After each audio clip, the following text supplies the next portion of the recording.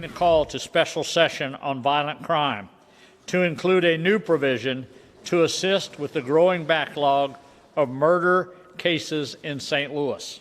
Missouri Governor Mike PARSON announcing late this afternoon a proposal to grant authority to the Missouri Attorney General to prosecute some St. Louis homicide cases. That proposal still needs to be approved by state lawmakers. But exactly what kinds of crimes are on the rise and how likely are you to become a victim? Investigative reporter Lauren Traeger is live downtown after digging through the data and crunching the numbers. Well, crime has certainly plagued the city for decades. That's not new, but mix in the pandemic and the current social unrest, and experts I talked to say it's creating a very serious problem when it comes to violent crimes. Meanwhile, residents I talked to say even the lower level crimes are really taking a toll. Crazy.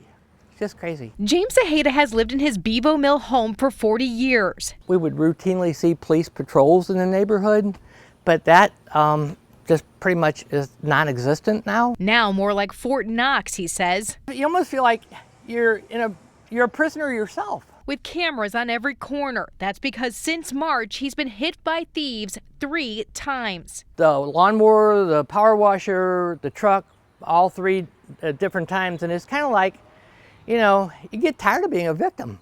Zaheda says he's not alone. And there's just been a rash of theft, stealing from cars, from garages, from houses.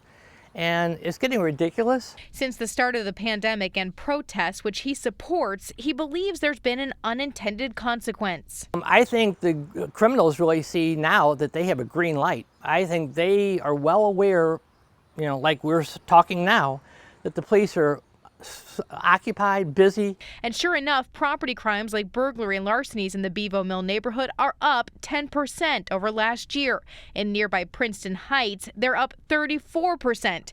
But if you look at the city overall, property crime is actually down 1.5%. We're in a very fluid situation, but it's the kind of situation that's likely to have cross pressures on crime. Researcher Rick Rosenfeld from UMSL recently looked at crime data from 27 cities since the start of the pandemic and social unrest. Generally, he says, property crimes are down. In the case of larceny, if the stores are closed, well, there's no shoplifting.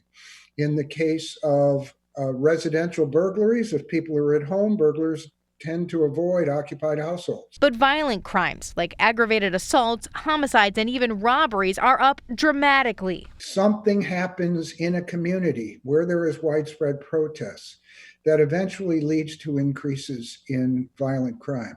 Though he says it's speculative to say why, he says the same thing happened around the country in the months after unrest first started in Ferguson 6 years ago, as some people draw away from the police. Less likely to contact the police when someone knows of a crime, less likely to cooperate with the police in an investigation, more likely to take matters into one's own hands if a dispute arises. Add to that self-initiated police activity like foot patrols and traffic stops, Rosenfeld says, have been down 80 to 90% in the city. Not to mean the willful drawing back on the part of the police because of anger, frustration, perceptions of increased legal liability, what have you. But that's a consequence of the pandemic. So he predicts violent crime rates could stay high for months, with the possibility that crimes of opportunity could also rise. Much will depend on what the fall brings in terms of the pandemic. Leaving Zaheda for the first time in 40 years, wondering if he should move. It makes you feel like you're just on your own. And now, of course, many people, including lawmakers, are really grappling with how to tackle the issue. But Rosenfeld stresses that police reform should happen at the same time as crime-cutting initiatives can and should happen at the exact same time. We've got his full study for you on KMOV.com. Reporting live downtown, Lauren Traeger, News 4.